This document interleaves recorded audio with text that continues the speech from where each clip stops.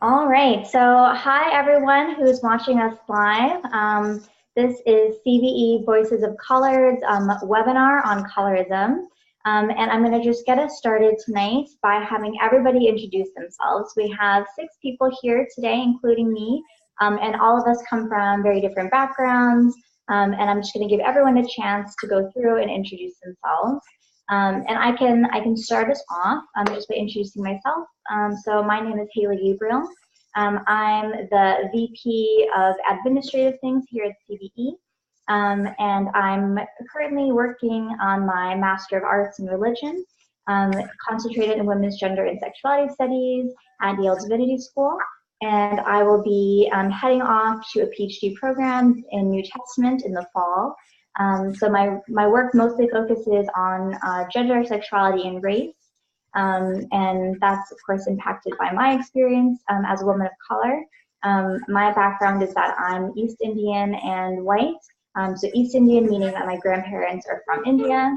And I've been involved with CBE for about the past year. And yeah, I'm really excited to have a good conversation with everyone tonight. So we can have someone now introduce themselves.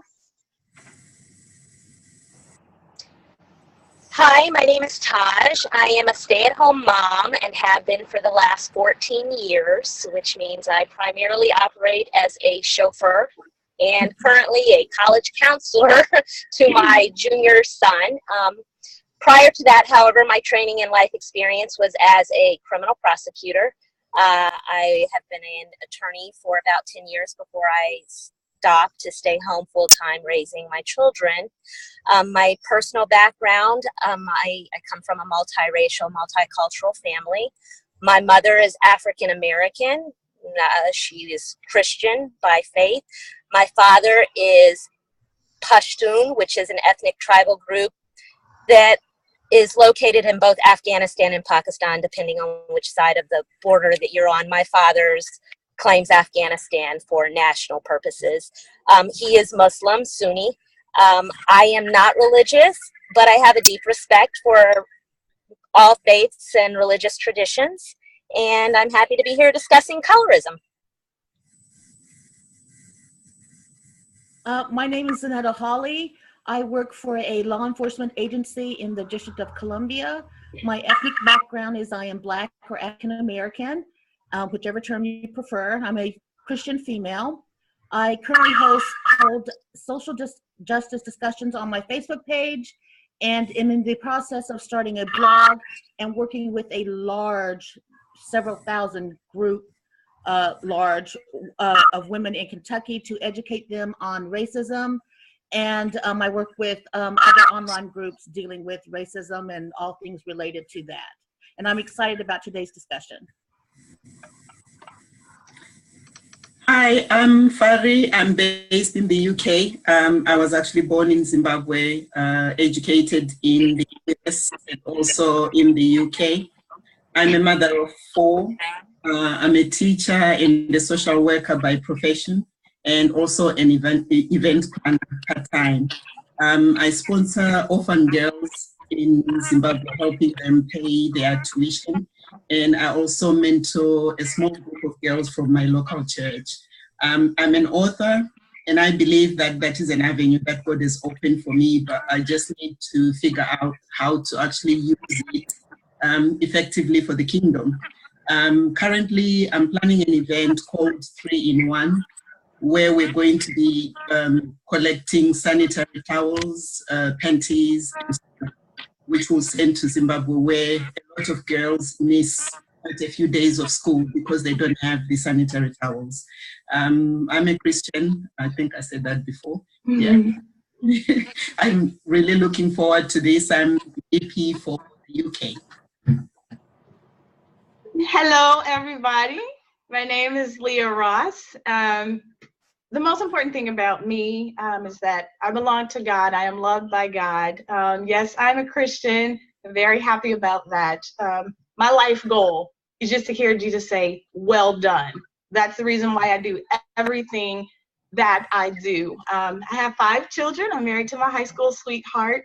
My children ranges in ages from 11 to about 11 months. So I am full-time, all in, very invested in that. I'm very involved on my local school board. I believe in community engagement, so I'm very engaged in my community. I also am an administrator for Asia Rising, an online ministry. I blog everything Christian, feminism, on race and things like that. My heart is to see people claim back their relationship from God and to heal from all the negative effects of the isms within the church. I'm African American. Yes, both of my parents are Black. And we have a rainbow of melanin within that spread.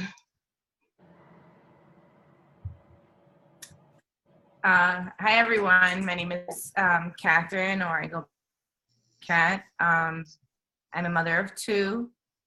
Right now I'm doing a ton of things. I'm self-employed right now.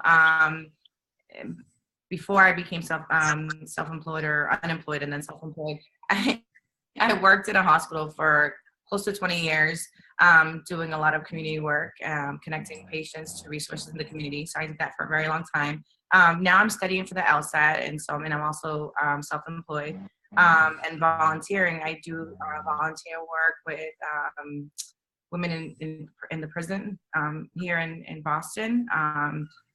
And what else? Oh, Dominican and Puerto Rican. I was born in Puerto Rico, raised with both of my family, my Dominican side and my Puerto Rican side. I grew up traveling a lot to Dominican Republic, and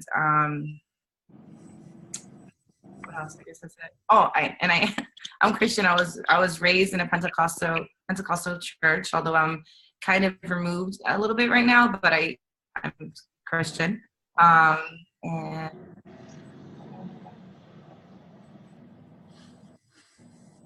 All right, awesome. Thanks everyone for sharing your backgrounds. We're gonna head into the next question. Our webinar is on colorism, but not everybody might know what colorism is, some people might have experienced it but not know what it is. Some people might not even know that they've experienced it. So just briefly, how would you personally describe what colorism is to someone who either hasn't heard of it or doesn't really know what it is? Well, I guess for me, I would say colorism is the discrimination against or bias for someone within your own ethnic group based on their skin tone color. And that's within group and between group prejudice in favor of lighter skin most of the, well, all of the time. And I guess the easiest way for me would be to remind people of the Kenneth and Mamie Clark, their famous doll study of the 1950s. And I think most people, despite age, at one point are aware of that and are aware of our nation's disdain for all that is dark or darker. That's how I'd explain it. Mm-hmm. I think of colorism as a bias, as Zanetta said, that's based specifically on skin color, that is against specific skin color, as opposed to a bias against race or a specific ethnic group. To me, colorism can be both individual as well as systematic, similar to racism. On an individual basis, I would say that colorism expresses itself as a bias against darker skinned people, and this can occur both within or outside of a specific ethnic community or group. By that, I mean that both white people and people of color can display a bias against darker skinned people. On a systematic level, I think that colorism is a pattern or a system of discrimination against darker skinned people. And by that, I like to note, like, there are studies that have proven that darker skinned individuals have a harder time getting employment. They are more harshly disciplined in schools. There are a lot of societal prejudices, negative stereotypes that are attributed to people with darker colored skin. That is a systematic example of colorism, as opposed to an individual example of colorism. Yeah, the way I would describe colorism, I would say that it's internalized self-hatred against one's own ethnic or racial group. I would say it typically manifests itself in favoritism of those characteristics that are most unlike your own ethnic or racial group. In the Black community, it manifests itself in people preferring Eurocentric characteristics, be that skin tone or even hair texture, versus African characteristics. I would say that colorism, in my view, when people's aesthetic value is based on their complexion, the more melanin, the less attractive they are deemed to be.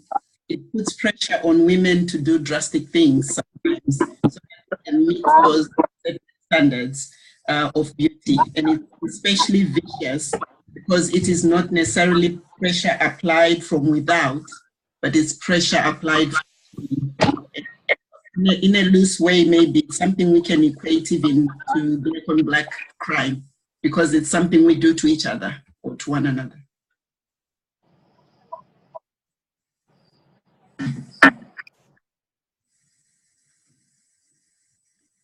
So I think everyone pretty much touched on everything that I could possibly say about colorism and what I think it is.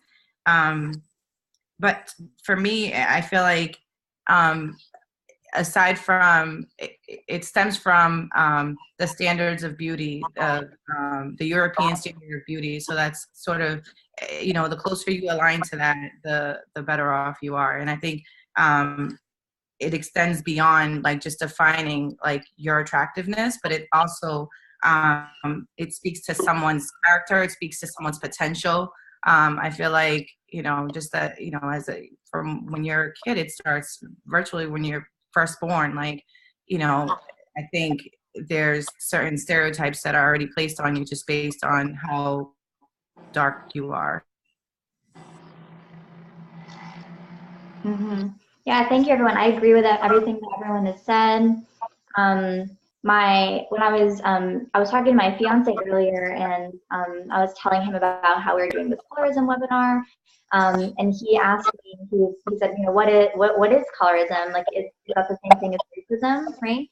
And I think that part of that confusion that some people might have between colorism and racism, right, is the association between race and the color of your skin, right, which race certainly includes, right, phenotypical characteristics like the color of your skin. But of course, people, right, are so different even within like socially constructed notions of race. And so I think when we're talking about racism and colorism, sometimes just confusion over those two can sometimes come up, especially because they are very interrelated with each other. So to move into our next question, to kind of talk about more concrete examples of what happens when colorism is experienced, what was your first time of when you were aware of colorism in your own life or in your own community? I think for me, from when I was a little girl, I didn't know obviously that there was a name for it. But I'm quite dark in my complexion, and my mom was quite fair. So I was totally different from the way she looked. And I felt like from when I was little, she made me aware that my complexion was attractive. I've just written an article actually called Embracing My Red. And in that article, I just explore how when she made me wear red clothes to brighten up, because I was so dark, she wanted me to look a bit brighter. My brothers, I've got 3 brothers, and they all married very fair-skinned women. And to my troubled mind, you know, that was like affirmation to me that dark is unattractive. And also listening to African men, sometimes when they describe a beautiful woman, they always drop it in there that she's very fair-skinned or very light-skinned. So it sort of makes those of us who are darker always feel like you're not attractive because you're too dark.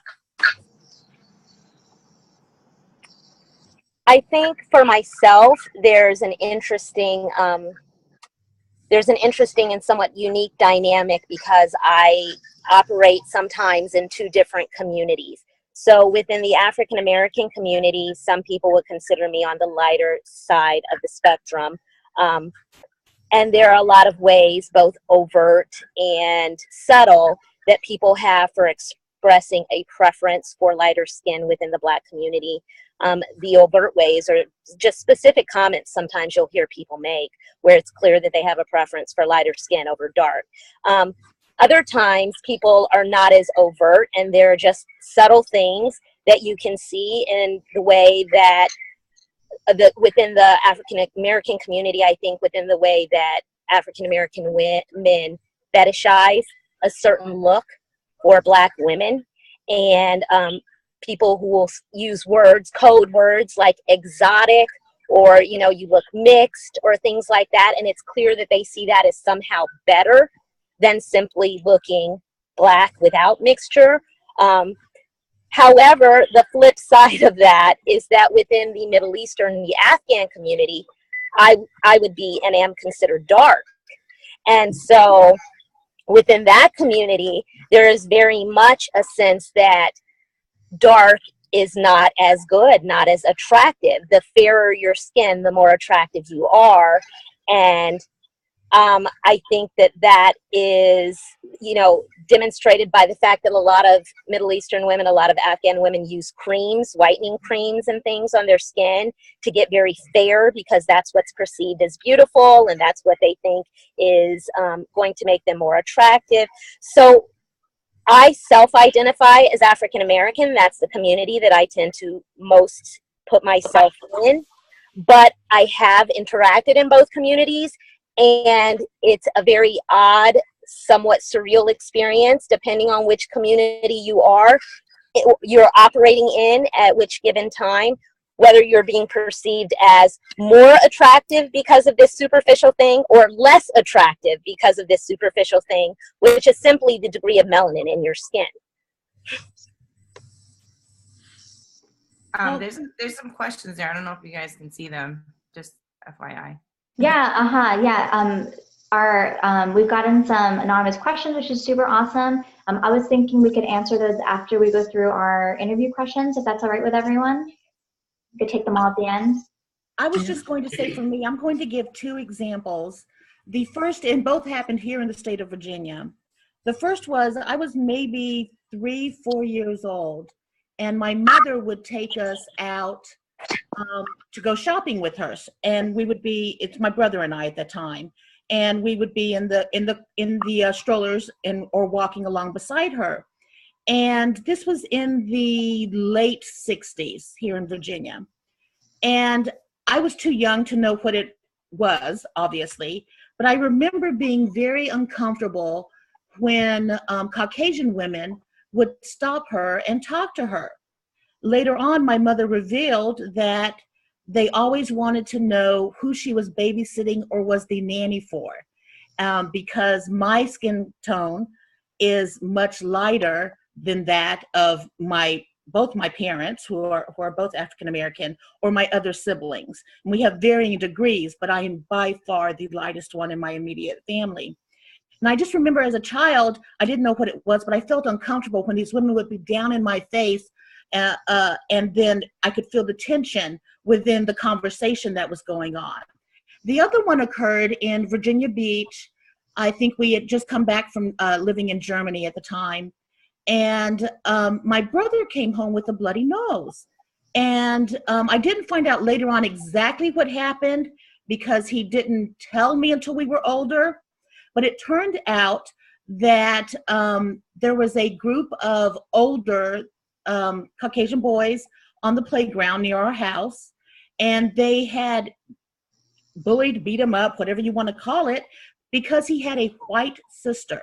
They were mad that he had a white sister, and that was why they chose to pick on him. They never said anything to me, obviously, and because, again, it goes back to I'm what is acceptable to them, but they were mad that this young Black man had a white sister. So those at the time had no idea it was colorism or related in any way to colorism, but it was all about my skin tone versus that of my family. So for me, I can't identify exactly when I experienced colorism for the first time, because as a kid, I just remember always comparing my skin tone to my out of my siblings. And, you know, just like little nicknames in Spanish that they come up with for little dark skinned girls. And just feeling like being darker was a flaw, you know what I mean? Like that. I remember feeling that way from a very young age. From my mother's side, most of my mother's side, you know, they're very fair skinned, light eyes, dead straight hair. And so I always felt sort of out of place because naturally in Puerto Rico, I'm even darker than I am now. So, you know, we were discouraged to be out in the sun, you know, things like that from a very, very young age. And then in my father's side, you know, most of them are my complexion or darker or much, much darker. And, you know, and it was kind of like very, how can I put it? Not straightforward, but like, you know, they would always like suggest lightening creams and like, you know, compare, and like you go to any bodega and you can find like a whole aisle of lightening creams. And I remember from a very young age, like seeing that, and like, you know, I really can't pinpoint exactly what it was in my life, but I always knew that I was much darker than most people in my family. So I always felt like, you know, that was a flaw and that there was something wrong with me, or, you know what I mean? Like I just wasn't good enough because I wasn't light enough. And it took me a really long time to sort of embrace my complexion. Later on in life, when I had my children, when I had my son, my husband is Haitian, and my son came out lighter than both of us. And, you know, and just listening to people, you know, with their, you know, comments like, oh, he has such beautiful complexion. His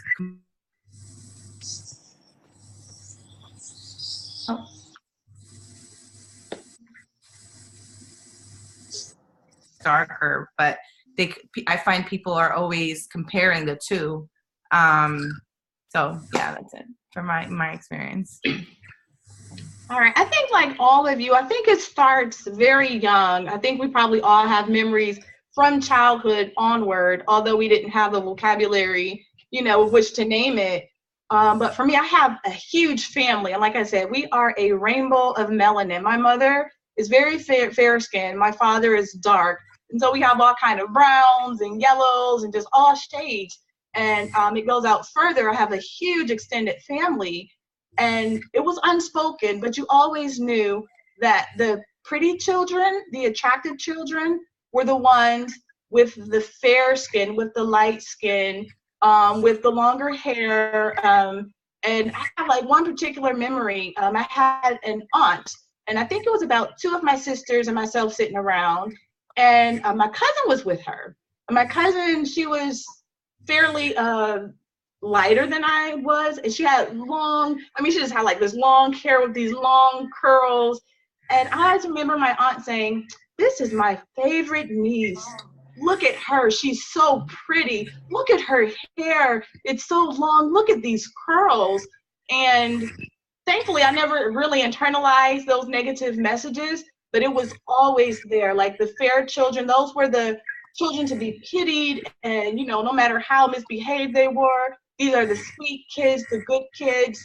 And the darker the child, oftentimes the worse that child was treated. Mm-hmm. Yeah, thank you everyone for sharing those stories. For me, so I'm very fair-skinned, and I think the time that it really clicked for me, like just was when I was a lot older, and I was with my mom, who is Indian, and we were visiting like an Indian food store, and we were leaving, and there were Bollywood posters in the windows, right? And Bollywood is just filled with tons of colorism, right? And my mom made some kind of comment as we were looking at the posters in the windows, where she was saying that my complexion was what was ideal in Bollywood, and the feeling and she didn't it was more of a passing comment for her, right? But that the feeling that it gave me was that was just unfair and wrong, right? The fact that I, as a very light-skinned biracial person, right, could possibly have the complexion of the ideal person in Bollywood, right? And of course, India has so many different complexions, right? And most of them are much darker, right, than the Bollywood ideal. And so I think for me, the Indian side of my family doesn't necessarily talk about skin color very much in those indirect ways. I think more of the ways I've thought about skin color in terms of my Indian heritage has been in terms of just what the media depicts it as, and just thinking about that kind of component of things.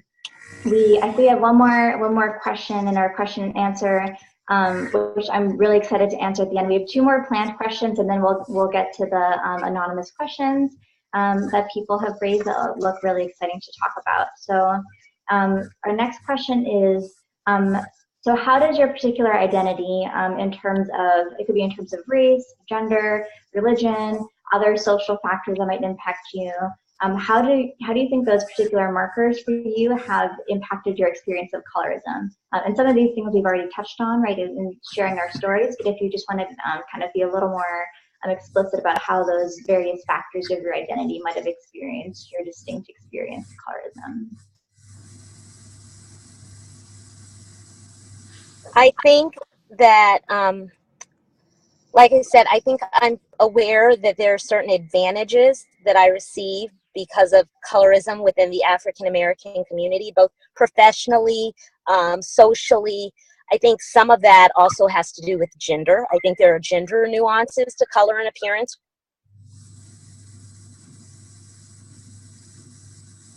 Black men are perceived as more aggressive and threatening than women are. And so color becomes very significant, I think, for Black men in that way, because the darker the skin color, the more threatening a Black man is perceived to be. Whereas I don't think darker skinned Black women are as, although yes, that absolutely does occur to some degree, I don't think it is as strong of a stereotype, the threatening, the aggressiveness that comes with the darker color for women. So I do think that the gender issues can heighten the stereotype for Black men in a way that is more significant and harsher than it does for Black women. But for myself, I will say that while there's certainly advantages in terms of having lighter skin, it can also be a little bit demoralizing in the sense that it's not real. It's not, people are idealizing or fetishizing something about you that has no real meaning. And at the same time, it's something that has a very strong impact for people. So you can't discard it. You can't act as though it has no significance because it is real to so many people. And so that being said, I think that's one of the ways in which like gender and issues of colorism have impacted me personally, my experience. It's frustrating to hear people say the kind of things they say. I worked very hard to try to challenge it and stop people in their tracks when they say things like that. But it's such a large part of the community and the culture. You feel like you're only doing so much. There's so much more work that needs to be done. So for me, so the question is how it's impacted me? Is that what you're saying? Yeah, just in the kind of the particularities of whatever your identity is. So for me, it really did impact me, especially as a child. I always had issues with my complexion. Like, granted, I never did anything to lighten my skin or anything like that, but I stayed away from the sun. I, pack on like tons of sunscreen as if that's gonna do anything. And it took me a really long time. It took me until well into adulthood to embrace my complexion and not let it affect my self-esteem. I think one of the things that I can say I can identify was that changed for me a little bit was when I left Puerto Rico and I came here. I identified with the black kids because they were the closest to my complexion, and the African Americans, the Haitians, from whatever Caribbean islands. And I felt, I just, I felt more like, I felt like a part of something, because obviously when I was raised in Puerto Rico, I didn't feel that way in DR, even though I was amongst other people that were my complexion. They didn't love their complexion either. So, but at the same time, I felt like coming here, I am lighter, or I mean, I don't think I'm light skinned, but, I am, I do, my hair texture is different. I have different features that, I have been called, exotic looking, or, different looking, so I know I have since identified how I have benefited from, from that to a certain extent within the Black community. But then when I go back to, like, my community, my culture, I'm still, the little Black girl, so for me, it's a little, it's kind of. I find that she's talking. Have you finished? You're done. Okay. I find that my culture as an African woman hasn't really done anything to debunk, that myth that is less attractive. Obviously, my gender hasn't as well, because I look at the effort that a lot of women make to lighten their complexion. They use all these creams and stuff to bleach their skin. But the area where I feel like that has helped me is, for me as a Christian, because when I read what the Bible says, I'm wonderfully and fearfully made. And also when I read scriptures that tell me that there's neither male nor female anymore, we are not focusing on the external or on appearance, but I can know and have the confidence that I'm wonderfully and I'm fearfully made. So I feel like it's my faith and my religion more than my culture or race or gender or any of those other things. Only in my faith that I've started to get that confidence to know that I'm actually good enough as I am. And for me, I see that we have 4 questions now, and so I want to be sensitive so we can get to those. I'll say for me personally, I have always loved my kinky hair. I have loved my skin. I've never taken issue with it. But for me, where the challenge has come in is that I have daughters.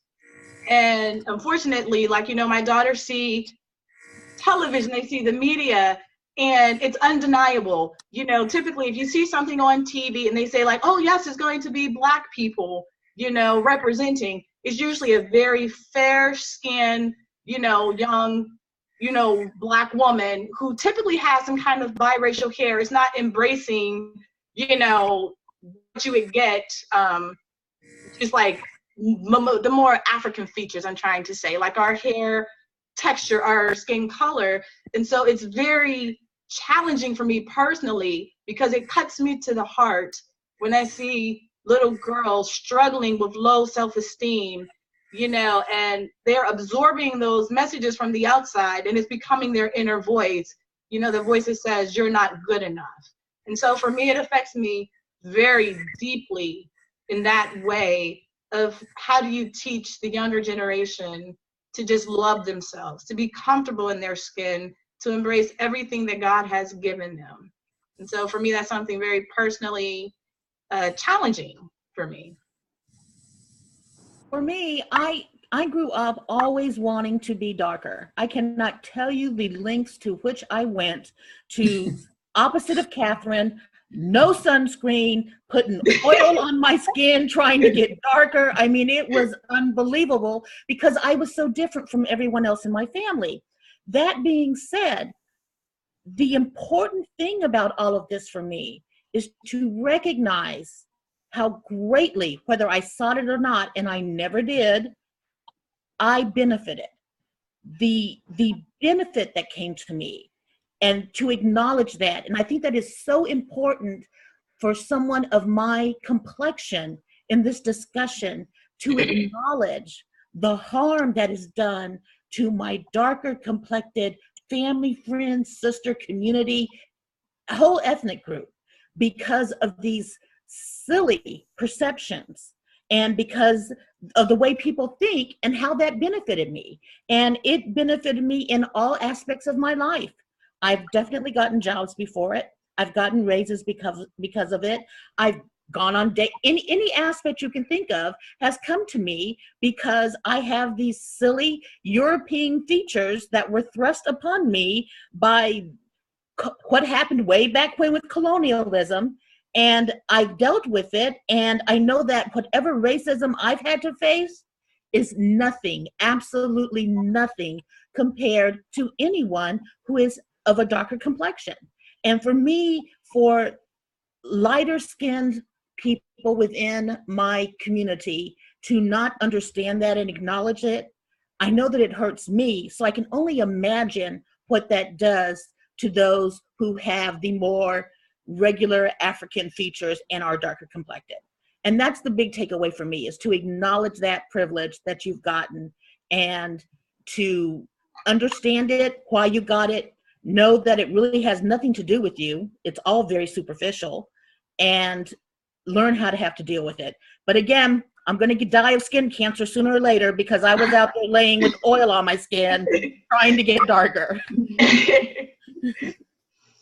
Yeah, I really appreciate you saying that, Zanetta. Yeah, I agree that like, because I am quite light-skinned, like, it's something that I've had to recognize the ways that my experiences are different from my sister, for example, who is darker than me, or my mother who is darker than me, and like you were saying of how, right, you were trying to get darker as a kid, right? There are times when I feel like I wish I was darker, in the sense that I think there's just the fantasy that my ethnic identity would be more easily read. I don't think that's actually true, though, right? My sister, who's darker than me, has just as much trouble with, people asking, what are you? Like, these kind of questions, right, that are very annoying.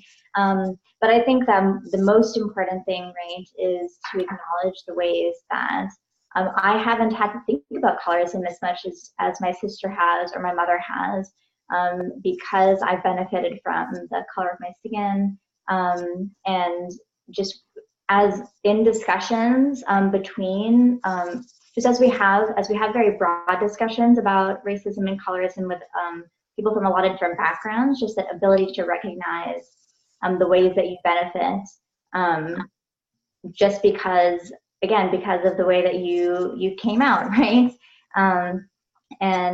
And negotiating that in the way that you tell your stories. Our last question has to do, it's kind of more forward thinking. So I'm thinking maybe we'll go to our questions and answers, the anonymous questions first, and then we could wrap up with the kind of more forward thinking one if we have some time. So the first question that was asked is colorism similar to Stockholm Syndrome? That is African Americans' affection towards their captors. So if anyone has any thoughts on that question that came to us. I actually have some thoughts on that because I've kind of had a similar discussion before with friends. I think Stockholm Syndrome implies, or it is actually stating, that you fall in love with your captor. And so that's a true emotion that the victim is feeling toward their oppressor. I don't think, I'm sure some of that is involved for some Black people, but I don't think that that's the predominant emotion for Black people who are trying to, or who are valuing white appearing lightness or white appearing features more. I don't think most African Americans want to be white. I don't think they even necessarily think white features are more attractive. What I think that the community feels and acknowledges in this colorism debate is that white people, white skin, occupies privilege and power. And everyone wants to have access to privilege and power.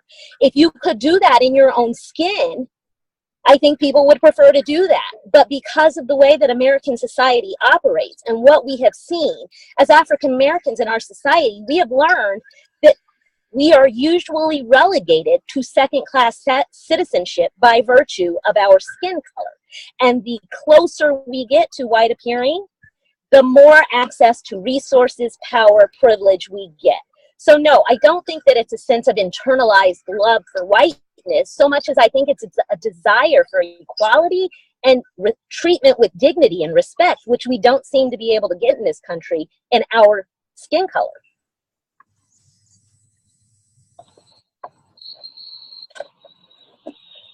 I think a similar situation is when I was growing up in Zimbabwe before independence.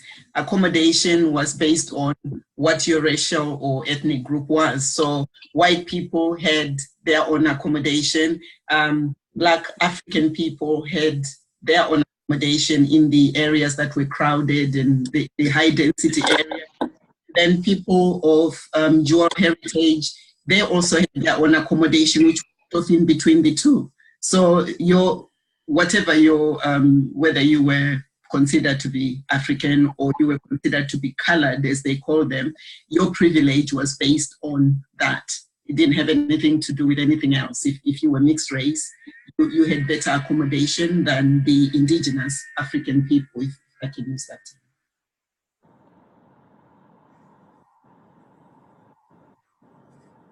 Anyone else want to chime in on this question, or should we move to the next one? All right, we'll go to the next question. Thank you guys for your response to that first question. So the second question is, this issue of colorism, is it something that we can solve as a society? Because it seems to me colorism issues will continue to be passed down from generation to generation.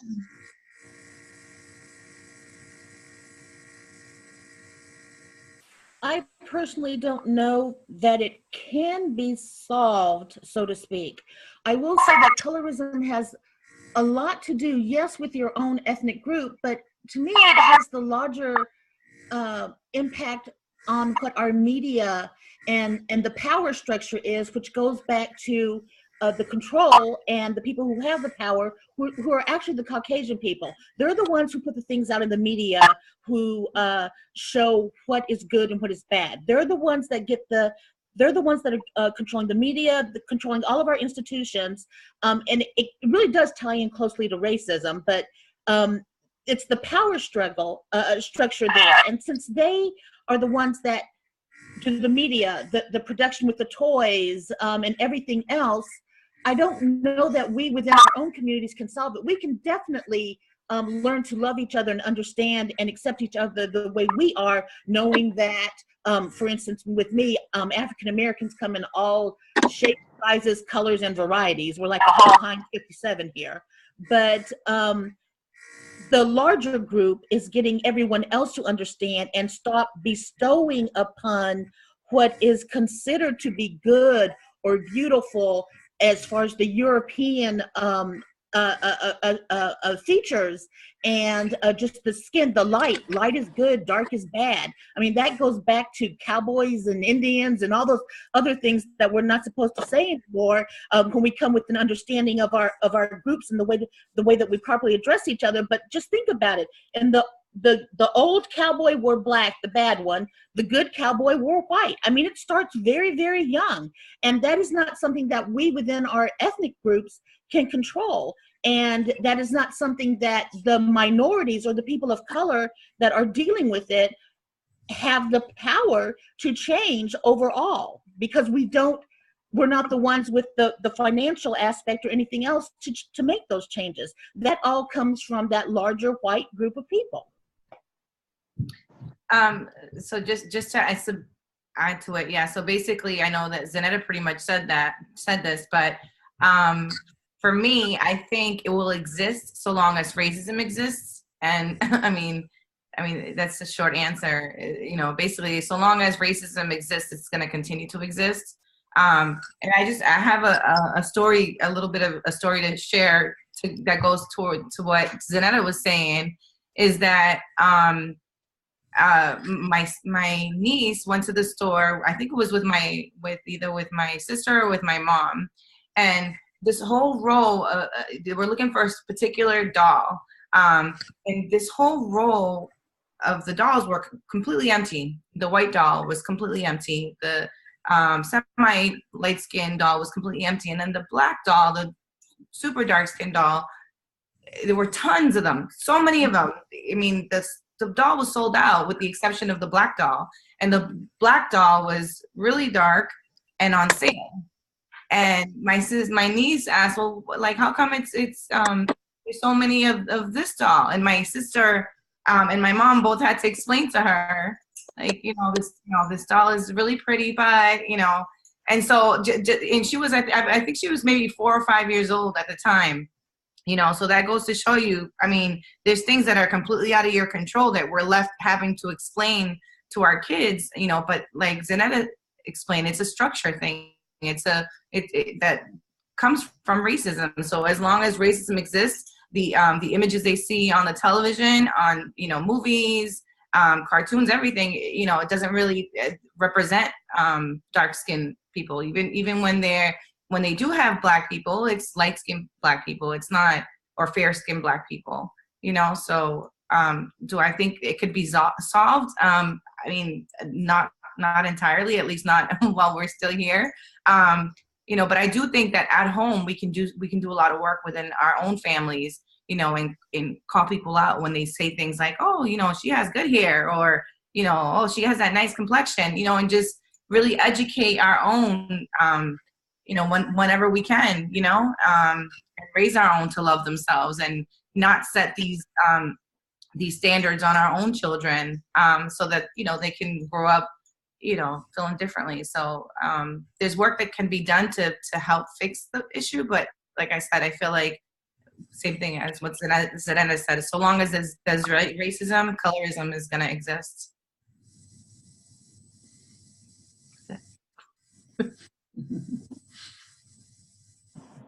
Anyone else want to chime in on this question?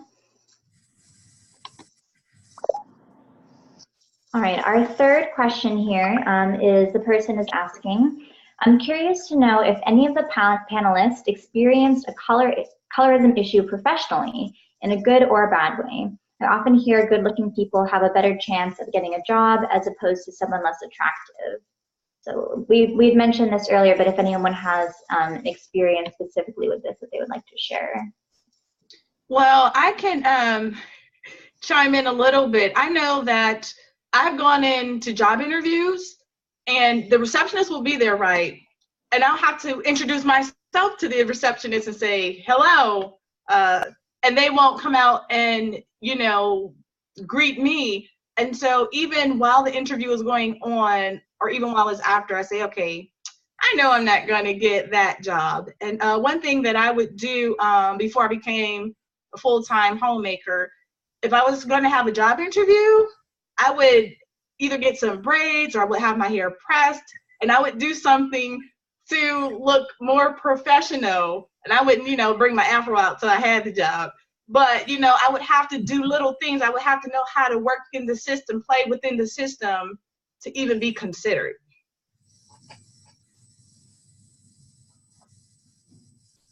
I know that for me, when I've done phone interviews or done a phone interview prior to going in, I would often find out after I got the job that people would make remarks to me about, oh, we thought you were white.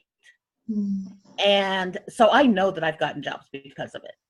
And a lot of times my name may give me away, my first name may give me away, and then sometimes maybe it doesn't. I know that I've benefited, and that's why I talk about acknowledging privilege as part of the colorism discussion. But then there are other times that I know that I haven't gotten jobs, and specifically because of my name. And sometimes you can see a certain name on a resume, and people will know exactly what it means, and it goes to the bottom of the pile. So I've had it go both ways for me personally.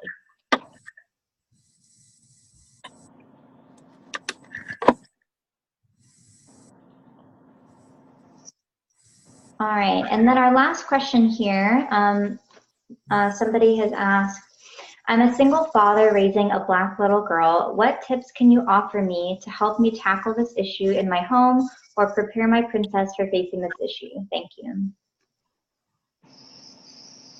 I think exposure and positive representations of yourself from a very early age consistently are so important.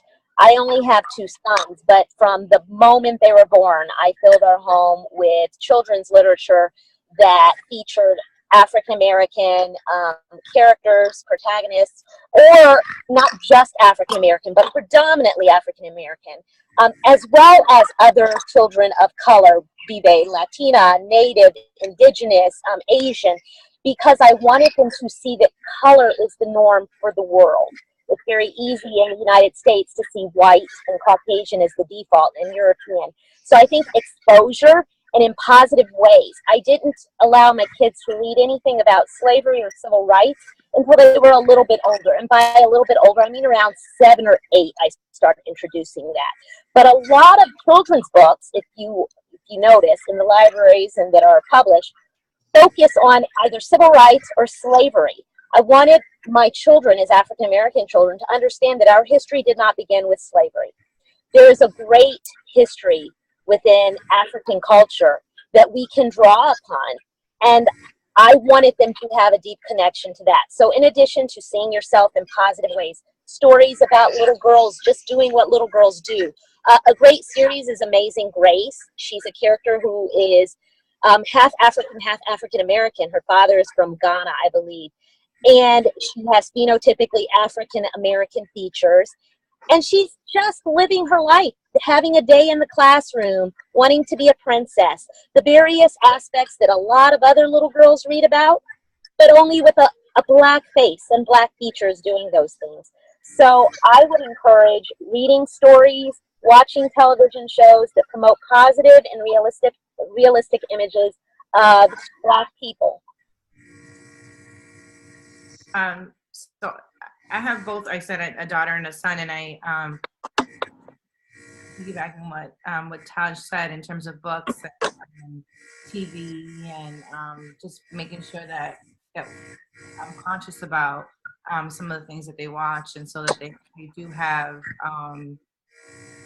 that they can watch something that that they can find people that they can identify with, and then just also just helping them through those questions that they have when they come home. And they, my son came home one day and told me that one of the kids asked him why his skin looks dirty, and speaking to him, through those experiences, or my daughter who compares herself to some of her cousins who are much lighter, and and just having those difficult conversations with them instead of sort of brushing them under the rug, which is sort of what my parents would do, having those difficult conversations, uncomfortable conversations with them. My daughter, I tell her she's beautiful a million times a day, but I also tell her she's smart, and I, compliment her in other ways, not just in her appearance and her look, so that she knows that, yes, she's beautiful, but she's also really intelligent, and she has all these other talents and all these other great things about her. That's what I, like Raj said, reading books, that where they can identify with the characters, television, but also having those difficult conversations with them, and being prepared to have those conversations and not, be so nervous about it, and just be conscious about some of the stuff that we put on them, because obviously that's how we grew up. So sometimes we tend to project, not intentionally, so just being conscious and aware about some of that stuff also. One of the things that I stopped doing with my daughter, she started complaining about her hair, and then she wants her hair to be straight. So I immediately stopped straightening my hair. And she loves my hair curly now. So yeah, so that's, oh yeah. I would say, as a parent, just to be careful to correct when people say something about your child, not to allow people to put their views on your child and you keep quiet. Because when you keep quiet, it's almost like you're agreeing with what those people are saying. So if someone is commenting on your child's complexion, on your child's weight, on your child's intelligence, like that, to straight away just say it and not to accept it, so that your child can see that this is what is acceptable. What that person is saying is not acceptable. So I found myself in that place where someone would comment on something to do with my child, and I would straight away turn around and say, no, actually, that's not what my child is. And my child can hear that. And I think that's our role as parents.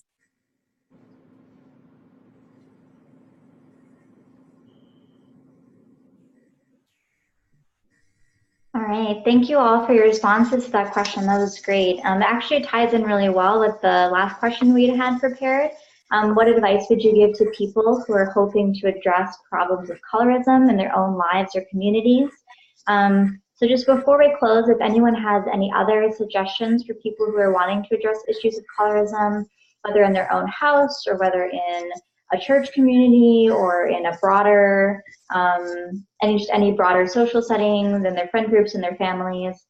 Just before we close, if anyone has suggestions for advice for people who might want to address these issues. My biggest advice would be self-inspection. It starts with the individual. And I would say, ask yourself, what lies have you bought into? What things that are not true are you believing? It starts with the individual. And I think that you really have to embrace who God made you to be. Everything about you, all of your features. You know, when God created the heavens and the earth, he said it's good. Yes, so like white is good, Indian is good, Latina is good, African is good. It's all good. There's no better, you know, there's no best. It's all good. Start with embracing yourself, speaking life to yourself. You know, make it a community project when you're around family members. Let's embrace and honor our differences and acknowledge that it is all good, it's all beautiful, and do not put one above the other. I think that it really starts there. I think it's true when people say charity begins at home. It has to start in the home. It has to be mothers and fathers speaking positively to their children, making sure that the words that they use, they are not describing their children in a negative way, because whatever mommy says, whatever daddy says, that sticks for life. So it has to start in the home. I think that for me, the tool that I've used the most, and this is not for children, this is for older people and adults to engage in the conversation. I am very fond of the Harvard IAT test, and they have one on skin tone.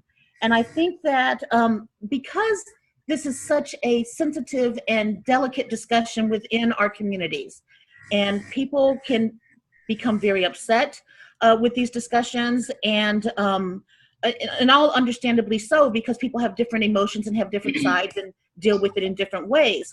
But I think when people can sit down and do it and take a test, and that test will show them that you have a bias towards, and that's what the Harvard IAT does, the skin tone. It shows you that you have a bias or a propensity towards, and it hardly ever, or very seldom, is towards the darker skin tones. It usually turns out to be towards the lighter, because as I said, that's what we're conditioned to through the media and just everyday life. From the time you're young growing up, that's what you are conditioned to believe. And I think that if you do that test and people have their results and they're willing to openly discuss it from that point, for me, that's a good starting point to have the discussion about colorism with adults within the community, and look at what harm it has caused us, and maybe what we need. The test will show you where maybe you need to begin to work about changing the way that you're beginning to perceive things or have been taught to perceive things, and how to maybe think about changing to proceed to go forward.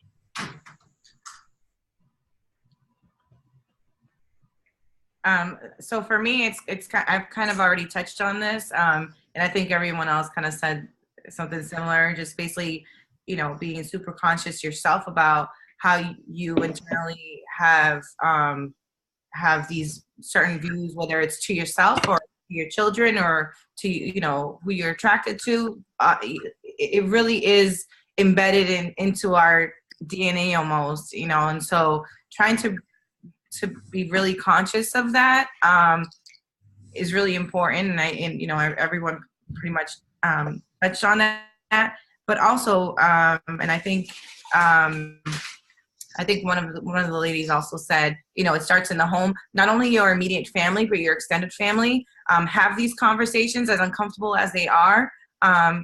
You know, because it is, you know, it's important. The more people, you know, are conscious and understand how not only they were affected by it, but how they continue to perpetuate that same cycle of you know, misguided and misinformation and, you know, just misjudgment. It just continues to get passed on. And so, you know, not just doing the work within your immediate family, but, you know, within your extended family, you know, your church group, you know, your peers, your friends, and really challenging people on these ideas. Yeah, that's what I've been doing, and you know, that's what I would encourage other people to do. But,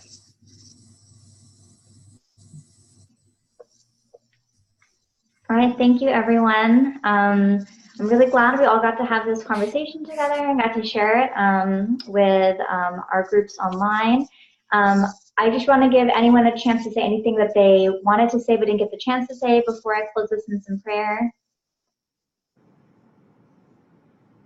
Okay, awesome. So I'm going to close this in prayer. I'm just gonna pray, and if you want to pray along in your head, then go ahead as well. We're just going to do one person prayer for the sake of time. All right, so dear God, thank you so much for this time that these awesome ladies tonight have contributed for the betterment of other people, so that we all could just be more aware of things, that we could learn, that we could listen to one another, that we could be more cognizant. Thank you for everyone who tuned in tonight and who is listening in the future. Just thank you for the care and concern that people have for discussing the issue of colorism. Thank you, God, that you're with us in the struggles that we have. Thank you that you bring inner healing as well as outer transformation. Please just come and help us to be empowered to listen to the ways that you're having us intervene in our own lives, in our families, in our communities more broadly. And please just help us to see the work that you're doing to transform just the negative attitudes around colorism to be just more full of love, more embracing of diversity.